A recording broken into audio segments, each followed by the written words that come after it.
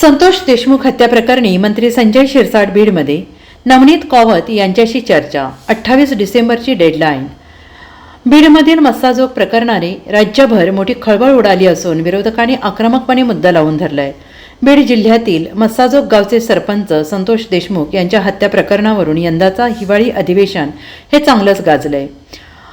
मुख्यमंत्र्यांनी सखोल चौकशीचा आदेश दिलेले असून कोणालाही सोडणार नसल्याचं त्यांनी म्हटलंय। दरम्यान बीडमध्ये या प्रकरणावरून राजकीय घटनांना वेग आलेला आहे।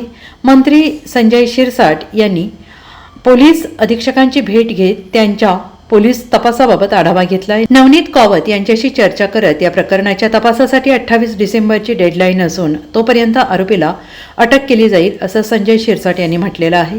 ते म्हणाले, संतोष देशमुख हत्या प्रकरणात आज SP यांची भेट घेऊन त्यांचा पुढील तपास कोणत्या मार्गाने चालू आहे याची चौकशी सुद्धा केली। SPने सुद्धा मला सांगितले की यात जे काही गुन्हेगार आहेत त्यांच्या मार्गावर आम्ही आहोत।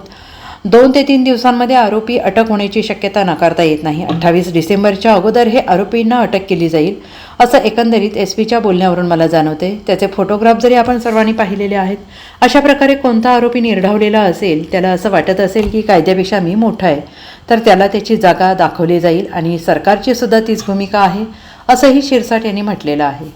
मी संतोष देशमुख हत्या प्रकरणात आज SPची भेट घेतली। त्यांचा तपास कोणत्या मार्गाने चालू आहे त्याची सुद्धा चौकशी केली।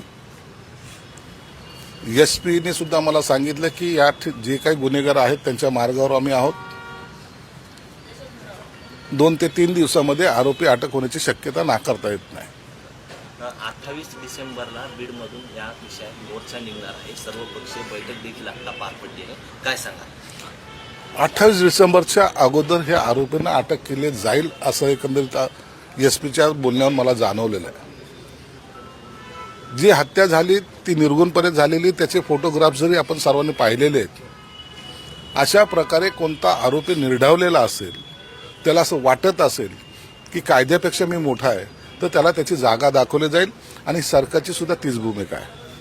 Bureau report SBN Marathi, Beed.